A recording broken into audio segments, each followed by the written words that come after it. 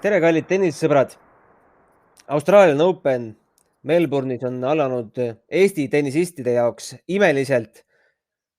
Anett Kontaveit alistas äsja Aleksandra Sasnovitši 6-3, 6-2, vabandust, 7-5, 6-2 ja Kaia Kanepi sai enda vastase Anastasia Sevastovaga hakkama vähem kui tunniga 6-3, 6-1. Võtame need mängud kiirelt kokku.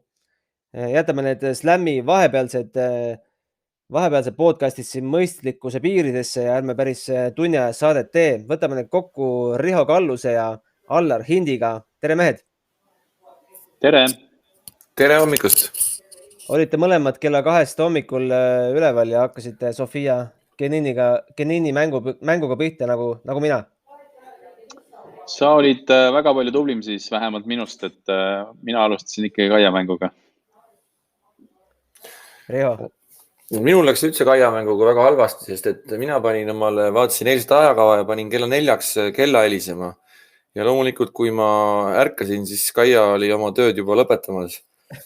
Nii et ma jõudsin täielikult korralikult Aneti mängu algust lõpuni ära vaadata. No igatahes olete vast minuga nõus, et paremini ei saaks mis päev meil täna on, üks teisipäeva hommik alata. Täiesti nõus, et ma küll ei saa aru Riho kui tenniseksperdina, kuidas ta kella 4 helisema pani, et kas ta tõesti arvas, et eelmine mäng käib nii kaua, aga kas see selleks. Aga ja, ma natuke nagu Kaia mängust eeldasin sellist mängu, nagu ta tuli, kuid ma ei uskunud, et see lõpeb nii kiiresti ja nii ühepoolselt, et Kaia domineeris. Vahepeal oli täitsa tunne, et kui pallipoisse ei oleks, siis see vastav oleks seal oma nurkades päris palju pallide järgi käia. Et täpselt selline see mäng nagu mingi hetkeni tundus, et natukene ta sai kuskil mängu, Kaia nii-öelda lasi ta paariks game'iks mängu, kuid õnneks sai nii-öelda sabast kinni ja võttis päris kiiresti oma. No see mulle tundub, et kus ta mängu lasi, siis seda te ise ka kõige rohkem kahetsema. See oli üks servi game, mille ta kaotas 2 matšpalli vist, või seda 2 murde varajane hommik on ju. Topeltviga järjest. Ehk ülejäänud ju mäng täiesti briljantne. Absoluutselt jah. Et ega seal, nagu ma ütlesin, et ega seal ei olnudki see vastavalt palju teha, et eks ta natuke nagu üritas nii-öelda, või see vastav ongi mängija, kes üritab vastase mängu lõhkuda ja oma sellised võib-olla tagaga poolt lõiked ja stopid, mida ta seal mõned korrad üritas ka. Aga Kaia ei lasknud sellest nagu väga palju häirida ennast ja sai see vastu välja väga palju liikuma ja nii-öelda domineeris seda mängu ikkagi täielikult, et see oli täpselt see, mida tegema pidi, et selliste mängijate vastu tuleb ise teha. Riho, kui sa ärkasid, kas see seis oli sinu jaoks üllatav või mitte? See, et Kaia võitis, ei saa üllatav olla, aga seis? Minu jaoks oli natukene murettekitav eelturniiri finaali ajal see, kui ma nägin, et Kaia vasak jalg on kinni seotud ja ma natuke kartsin, et kas see kõik talle kasuks tuleb enne Grand Slami ja väga väike puhkus, aga ütleme nii, et suure mängu eel Sofia Kenini vastu saada selline kiire 2 setti ja täna ei olnud märkigi sellest, et midagi teda häiriks. Ja loomulikult ma üllatasin, et ma ei mäletan, kui ta suvel mängis Anastasiaga siin samas Tallinnas väga raskes seisus, kas ta oli 4-1 taga esimeses setis. Igal juhul see oli kõva lahing, ma mäletan, et kõik need lahingud olid kõvad, aga Anastasia see vastu kahtlemata ei ole üldse lihtne vastane. Aga kui Kaia suudab, see nii kummaline, kui see ka ei ole, aga see servi protsent on üks tohutult tähtis asi, et sellega ma usun, et kui me vaatame üleüldse Kaia mänge ja ütleme, näeme seal sellist üle 50 ja 60 kanti esimest servi ja sealt esimeselt servilt nii palju võidetud punkte, siis neid matše on vähe, mida ta kaotab. No see peab väga hea vastane olema väga hea päevaga, et ta suudaks Kaiat alistada. et tavaliselt ikkagi need matšid, kus kaotus tuleb, kipub see esimene serv ka olema niimoodi 40% ja vähem. Kaia esimene serv täna oli siis 50%, esimeselt servilt võidetud punktid 74, teiselt servilt 61, ka ikkagi selline protsent, mida näeb harva. Ja ma arvan, et siin vaadates kogu seda statistikat ka, et ega seal on näha, ütleme, sealt loeb välja, kes seda mängu tegi ja kes seda mängu juhtis, et mis veel võib-olla sellised mingid pikemad punktid, kui pall tuli nagu üle seal 3., 4., 5. löök juba mängu, et võib-olla seal natuke nagu kaldus seda, või ütleme, mäng läks natuke võrdsemaks, kuid väga huvitav oleks tegelikult näha seda statistikat ka, minu arust enamus punkti ikkagi lõppesid Kaia kasuks sellise kuni kolme löögiga, et suhteliselt lühike ja Kaiale, ma arvan, väga hea selline lühike mäng, et ta saab puhata ja ei olnud tal väga palju energiat vaja raisata, et mis tema puhul on kindlasti mingil hetkel võib olla tähtis. Tema vastasel Sofia Keninil oli vist ajaliselt natuke pikem mäng, 1.27 ja alistas ta siis sellise austraallanna nagu Inglis perekonnanimega VTA 133. number 7-5, 6-4. Algus oli väga närviline, kaotas seal kohe oma servi, aga siis kohe murdis tagasi ka, vormistas selle setivõidu ikka kuidagi ära. Ja seal teises setis nähti kokku siis 3 servi murret, millest 2 tulid Keninile. Peale mängu siis ütles pressikonverentsil, jõudsin vahetult enne, kui Kaia oma pressikonverentsi andis, jõudsin siis ka Keninilt küsida ühe küsimuse, et mida arvad oma järgmisest vastasest, kellega oled 2018 Roomas varem kohtunud. Siis ta selle peale ütles, et aitäh, et meelde tuletasid, et ma talle kaotasin. Aga kuidas te nüüd hindate, et Kaiast oodatakse päris palju, kui vaadata kas või kihlveokontorite koefitsiente, et Kenin ikkagi ei ole selline soosik, mida tiitlikaitsja versus maailma 65 eeldaks. 1.80 pakutakse siin välismaa portaalides Kenini koefitsiendiks ja 2.00 Kaiale. Et tuleb vägev lahing, Aller. Ma olen kindel, et tuleb, et võib-olla Kenin ei ole see mängija, kes sammub väga sirgjooneliselt võidult võidule, et ja nii nagu me siin ka ennem oleme rääkinud, Kaia on ohtlik top 10 mängijatele ükskõik millisel päeval turniiri esimestes ringides või ka lõpupoole. Ja see on kindlasti ka üks, ma arvan, argument, miks need kihlveoportaalides on ka tegelikult see suhteliselt võrdne vastasseis, et sealt võib kõik oodata, kuigi jah, tõsi, ega mäng tuleb oluliselt raskem tõenäoliselt, kui ta nüüd esimene ring oli, et seal ei ole nagu pääsu, et Kaia peab olema nii füüsiliselt kui ka vaimselt valmis mängima neid punkte oluliselt rohkem veel ja seal tõesti võib saada ka need viimased game'i punktid ja 1-2 punkti, mis võib selle mängu ühele või teisele poole kallutada. Riho, mis tundega sa vaatad sellele neljapäevasele, ütleme meie mõistes ikkagi suurele matšile ette? Ja, nagu Allar ütles, loomulikult see on jällegi täiesti uus mäng ja me räägime ikkagi eelmise aasta tiitlivõitest, et seal võib kõike juhtuda ja nägime ju ka Elise Mertensi vastu, et ei suutnud Kaia selles mängus relva leida tema vastu, et täiesti uus vastane, väga raske öelda, lihtsalt mille üle on hea meel ja mis kahtlemata praegu see seeria, mis on sellele matšile eelnenud, on kindlasti Kaiale oluliselt lisapunkte andnud, et seal matšis väga hästi oma etteaste teha, aga no ega sealt väga palju raskemaid vastaseid on raske leida.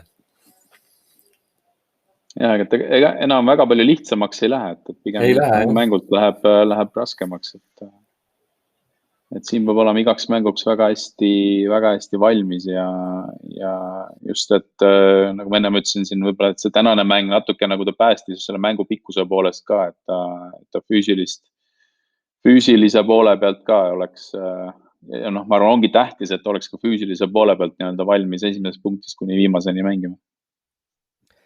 Aga mis rolli ikkagi võiks mängida need Genini närvid? No nendest on siin mitu päeva tegelikult juttu olnud juba selle eelturniiride ajal.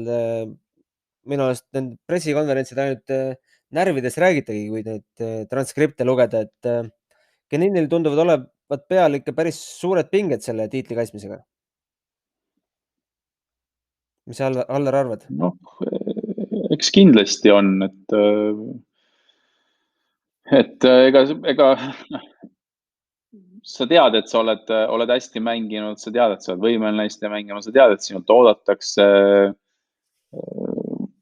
Ma ei tea, kuidas nii-öelda kogu tema lähikond, ütleme, ka sellesse suhtub ja kuidas nad on teda ette valmistanud, et all on ka Roland Garros kaotus just, eks ole, sellisele tagant tõusjale või uuele tõusjale. Et eks need kindlasti mängivad oma rolli. Ta ei ole näidanud ennast võib-olla nii stabiilse või mingil hetkel nagu nii stabiilse mängijana just mentaalsest küljest, kuid samas jällegi aasta tagasi turniiri võit, Roland Garros finaal, kus ta võib-olla ei suutnud teha seda, mida ta oleks pidanud või oleks võinud. Või teine oli ikkagi teatud kontekstis, eks ole, parem. Et no, ma ei tea, kas see saab nüüd määravaks või ei saa, seda on nagu raske öelda, kuid see on üks koht, mis võib mõjutada. Riho, Kaia närvid tunduvad ju raudsemad. No kindlasti kahtlemata selles mõttes Kaial ei ole siin midagi kaotada ja Kaia on juba kõik teinud ja kõik väga hästi teinud ja läheb kahtlemata lihtsalt mängima. Aga no nagu sa ütled, tiitlikaitsjal närvid, et vaatame siin naiste tennist natuke pikemas perspektiivis paar aastat tagasi, et kui palju neid tiitlikaitsjad on, kes on kohe seda tiitlit uuesti kaitsnud, et praktiliselt ei olegi, et eks see on alati raske ja pidevalt on ju need mängijad siin muutunud, kes neid tiitleid võtavad, et oleneb loomulikult väga palju ikkagi küsimus ei ole ainult tiitli kaitsmises, loomulikult palju olulisem on see, kuidas sa ikka oled saanud ette valmistuda ja millises hoos sa hetkel oled. Et noh, võib-olla natukene ikkagi see esimese ringi mäng mingi signaali annab, et kui heas hoos Sofia Kenin praegu on. Aga see võib 2 päeva pärast tullakse platsile ja on midagi hoopis muud. Et raske öelda. Igatahes selleks, et hommik oleks ikka täiuslik, Anett Kontaveit mängis ka oma asetuse vääriliselt. Võib-olla isegi oodati natuke raskemat matši sellest, sest Anett ise tituleeris Sasnovitši eelnevalt korduvalt ebamugavaks vastaseks ja võib-olla mängu algus seda ka ilmekalt näitas, sest algas see ju vastastikust servi murdmistega. Kõigepealt kaotas Anett oma servi 3. skeemis ja 4. skeemis kohe murdis vastu ja siis püsis ilusti mängus sees ja 6-5 pealt siis murdis uuesti Sasnovitši servi ja teisest setist on võib-olla nii palju rääkida, et jäi 0-2 taha, aga siis võimsalt võttis ikkagi 6 järgmist geimi selgelt endale. Mis muljed teile jäid Anetti esituses täna? Olek, nagu ta ise rõhutas, oli väga positiivne ja energiline. Midagi muretsema panevad siin nüüd küll ei paistnud. Ei paistnud õnneks jah.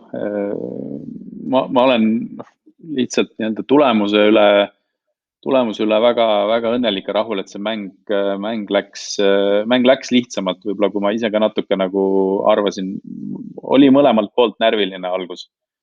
Et seda oli näha, et Anett oli pinges ja ta ise ütles ka, et närv oli sees ja okei, jah, et varjud ja mis seal natukene võib-olla ka segasid, kuid sellist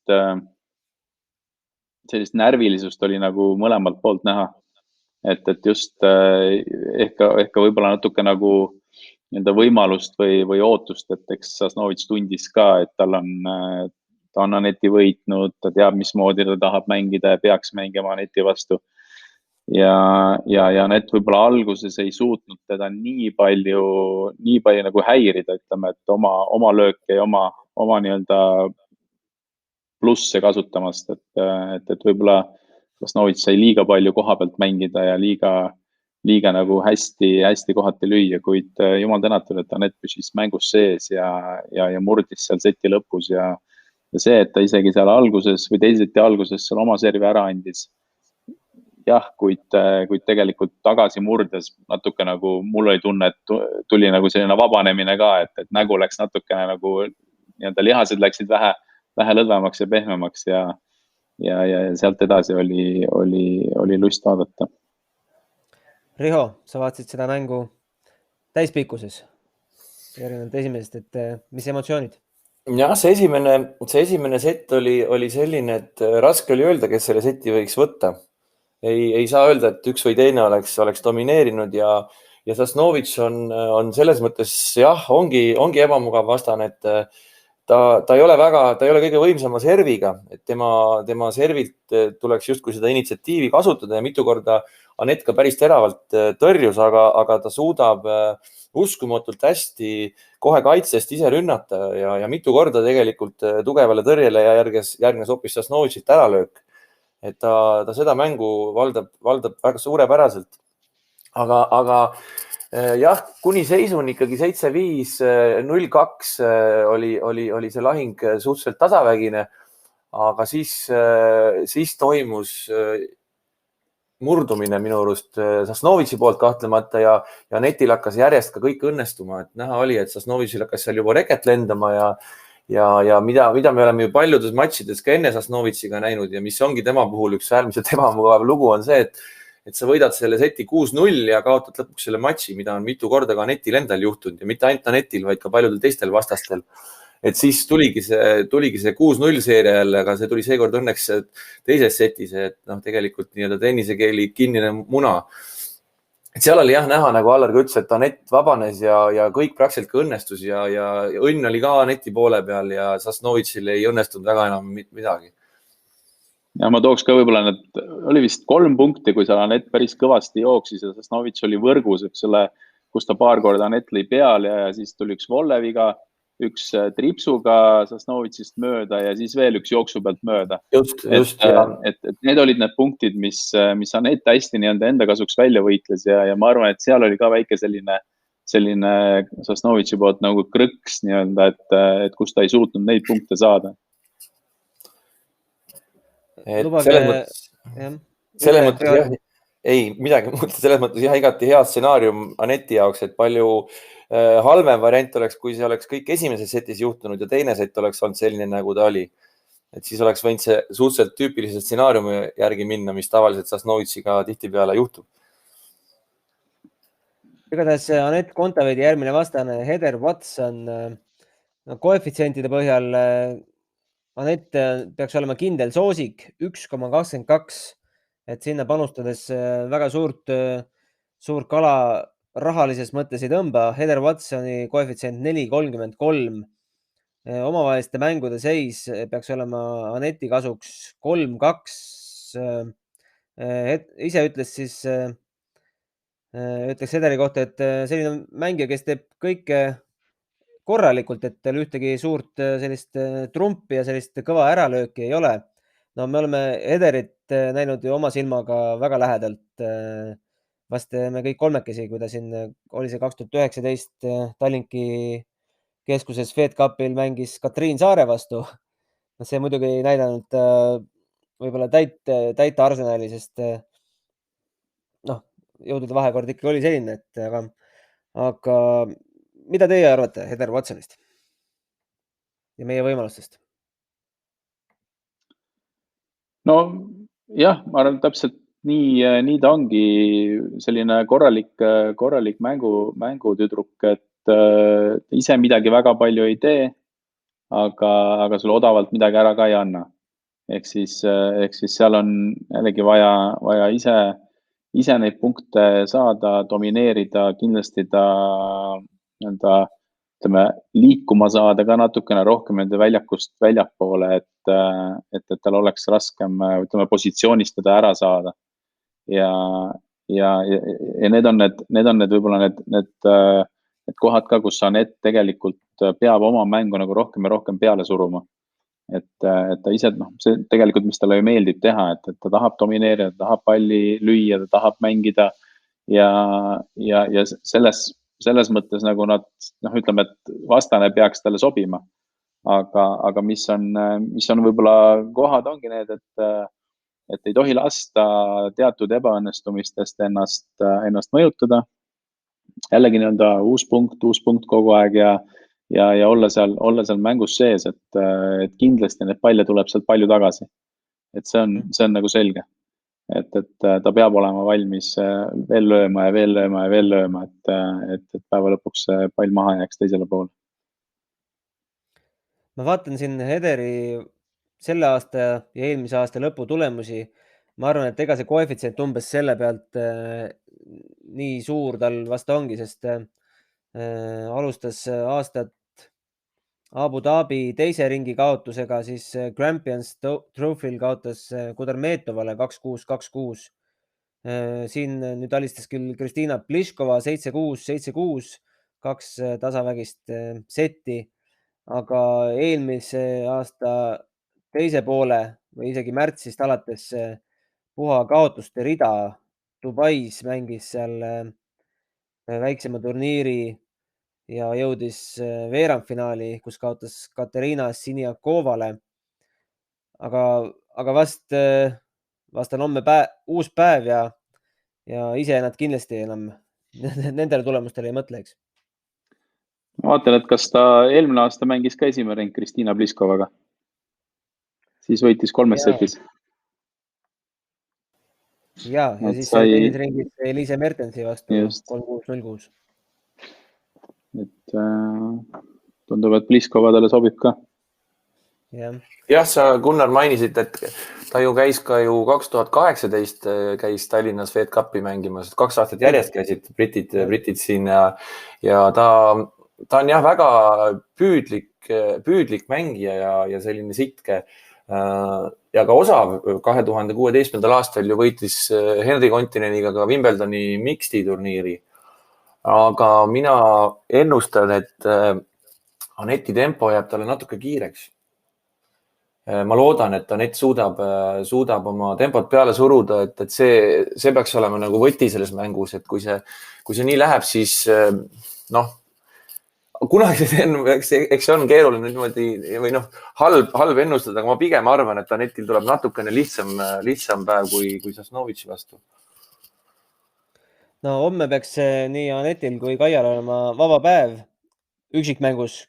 Kontaveit siiski tuleb väljakule paaris mängus koos Darja Kasatkinaga ja nende vastaseks on seal Itaalia ja Hispaania duo Polsova Sadionov, Jasmine Paulini.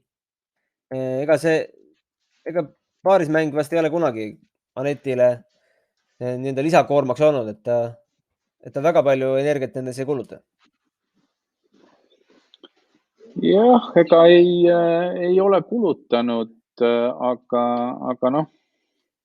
eks ta on, ma arvan, selline nii ja naa, et ühest küljest on ta trenni eest, teisest küljest on ta ikkagi teatud selline väike kuluartikkel on, et ega seda ju eitada ei saa, et ega see paarismäng võib ka kujuneda selliseks ühtmoodi või teistmoodi mänguks, aga ütleme nii, et ega see on ju mängija ja treeneri valik olnud lõpuks mängida ja küll nad siis leiavad, et Anett on ju tegelikult väga emotsionaalne mängija ja ta nii-öelda, kui on valida, kas nühkida krossi lüüa või mängida paarismängus krossi risti diagonaalis, siis ta valiks selle paarismängu, nii et see sobib talle kindlasti rohkem. Et eks nad ise ikkagi väga hästi teavad, kui palju mängida ja mida mängida. Selles mõttes on tingimused võrdsed, et Watson samuti mängib homme paarismängu, aga räägime lõpetuseks võib-olla teistest mängudest ka. On teil mõni üllatus silma jäänud? Siin favoriidina on ikka üsna suhteliselt kindlalt võtnud oma. Tahtsin korra, Gunnar, veel lisada selle paarismänguga seoses, et ei ole ka netti väga palju paarismängu mängimas näinud. Tallinnas küll Kaiaga mängisid paari, aga peaks vist nüüd olema juba ka Kaial olümpiapääse lunastatud selle rankinguga. Et ma loodan, et tüdrukud võib-olla võtavad nüüd seda paarismängu ka natukene siin nii-öelda käsile ja tegelikult ega siis tüdrukud mängisid ju väga hästi paariga Tallinnas, kui tegelikult maailma tipppaari vastu tegid mõned päevad Eesti poistega trenni ja Kaiat me teame ka. Kaia ju kunagi mängis ju rootslase Lindeliga paari miksti väga hästi ja on ka minu teada, kas see oli maailma esipaari on ka alistanud ühel turniiril, kunagi Kaia alistas paarismängus. Et kõik on võimalik paarismängus. Aga teeme siis selle asja selgeks. Allar on siis olümpiakoht kindel või võib siin mõne turniiriga veel langeda? Ma arvan, et tal langeda on raske, aga kas seal on kindel või ei ole kindel, et seal pigem väga piiri peal vist.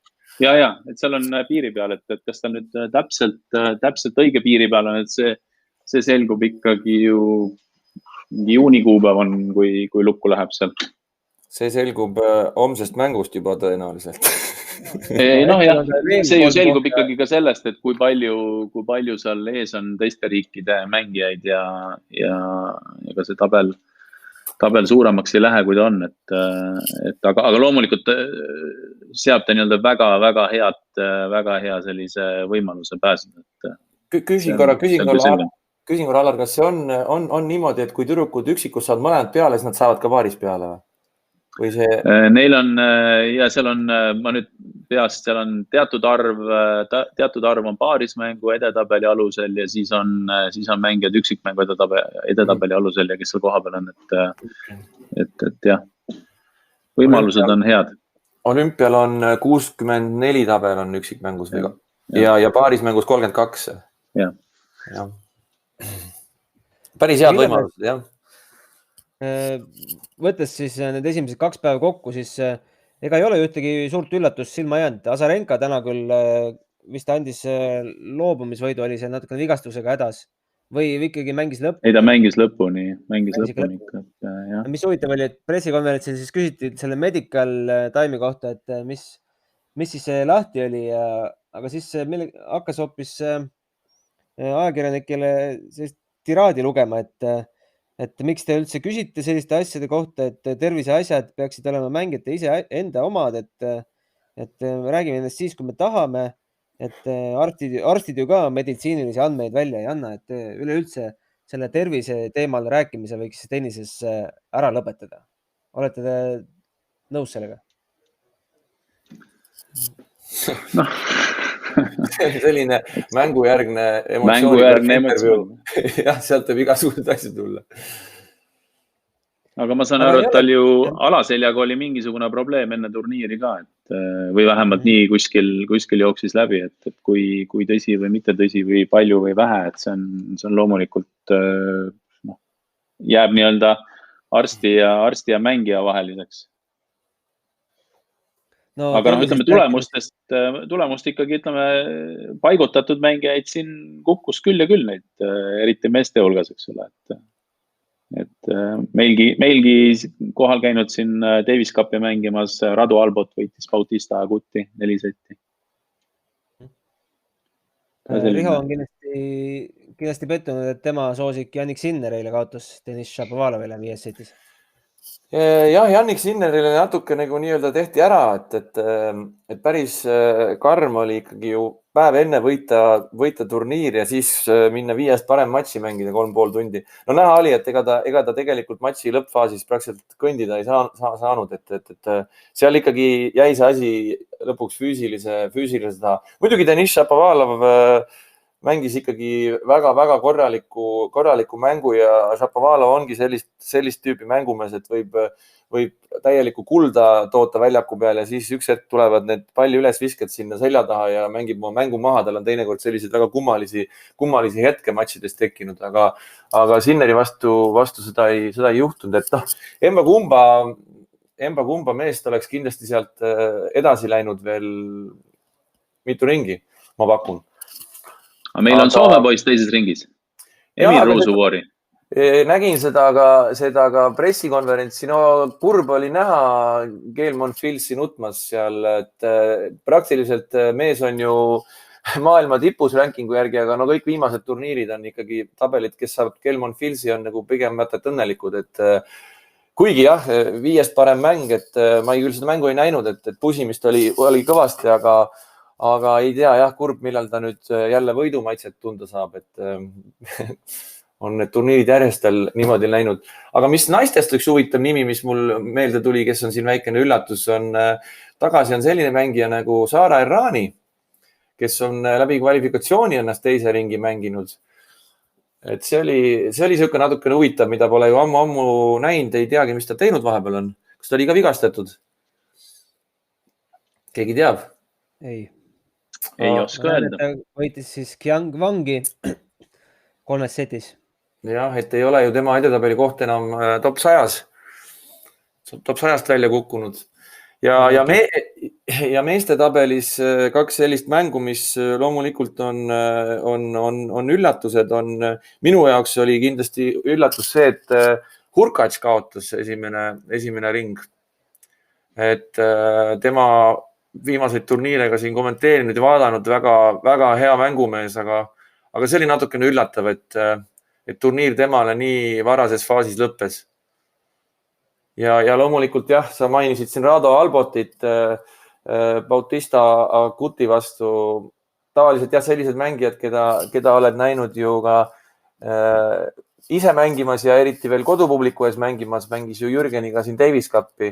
Ma ei mäletagi, mis aasta see oli, kui me siin mängisime 4-5 aastat tagasi. Jürgen ta alistas siin. Et eks ikka vaatad tavaliselt teise pilguga neid mängijaid. Ja kas Ann Lee oli see, kes pidi mängima Anetiga finaali? Oli. Võitis ka oma kohtumise Shuai Zhangi. Ja hästi ühepoolselt, mis on ka. Tundub, et ta on ka nagu hea soos 6-2, 6-0, et tundub, et ta on hea soos ja kindlasti oleks see finaal olnud selline vaatamisväärus omaette Anetiga. Aga Anetilt muidugi täiesti õigustatud küsimus, et huvitav, et mängijatega üldse ei konsulteeritud ja ei küsitud, kas nad tahavad seda finaali ära mängida või ei taha. Et mis seal turniiri korraldajal muretseda, et oleks võinud selle sama päeva õhtul selle matši ära teha. Aga jah, nagu Anett ütles, et neid sellesse küsimusse ei... Ja, aga ma arvan, et see ei ole selline 15 000 turniiri finaal, et kuule, lähme nüüd teeme ära selle kuskil siin või seal, et ma arvan, et seal on mitmeid aspekte on mängus. Ja, aga täpselt sellised need tingimused praegu on ja need turniirid poole pealt muudetakse formaati, otsustatakse tiebreaki mängida. No 15 000 turniiri ka niimoodi ei tehta, et ega see elu on natuke teistsugune täna. Elu on natukene teistsugune, jah. Aga ma arvan, et see otsus oli ikkagi jah. Et Anett oli hea soos ja kindlasti oleks tahtnud mängida, kuid ma arvan, et see oli tegelikult mõistlik, et mängida teine mäng sinna otsa või mängida ta näiteks eile öösel või õhtul. No see ei oleks olnud ka tegelikult mõistlik, ma arvan, et praegu läks kõik täpselt nii, nagu ta minema pidi ja ma loodan, et Anett saab siin päris mitmeid mänge veel mängida. Igatahes lõpetaks selle tänase saate võib-olla väikeste soovitustega, mida homme Australian Openilt oodata, vaadata. No meestest paistab selline vastasseis nagu Nick Kyrgios ja Hugo Humbert. Naistest paistab Errani, Venus Williams, Caroline Garcia, Naomi Osaka, sellised vastased, kes meie mängijate käekäiguga kursis olevatele inimestele on päris tuttavad. Tomljanovic, Halep, et siin päris esimestes ringides on päris põnevaid vastasseise olnud, et mõnel vedas kohe loosiga esimeses ringis nii, et 90 mängis 100 vastu, aga mõni siis sai kohe, et kohe 2 top 50 mängijat omavahel ja sellised huvitavad loosid. Ja, aga selline see tenniselu on täna, et ühel peab natuke rohkem loosiga, teisel natuke vähem ja tegelikult ega sa päeva lõpuks ei tea, kellel see vedas, et ega 128 mängijat alustavad turniiri ja pärast 2 päeva on 64 neist järgi, et kas ta nii läheb. Jah, ma oleks ka täpselt sedasama mängu pakkunud, mida ma kindlasti tahaks näha Hugo Humbert ja Nick Kyrgios, et Hugo Humberi võiks lugeda siis nii-öelda prantslaste Yannick Sinneriks, ka väga noor mängumees ja äärmiselt osav ja tõenäoliselt sellest mehest me kuuleme ka väga palju veel, et seda matši tahaks kindlasti näha. Ja ka põnev mäng itaallaste enda matš Fonini-Caruso.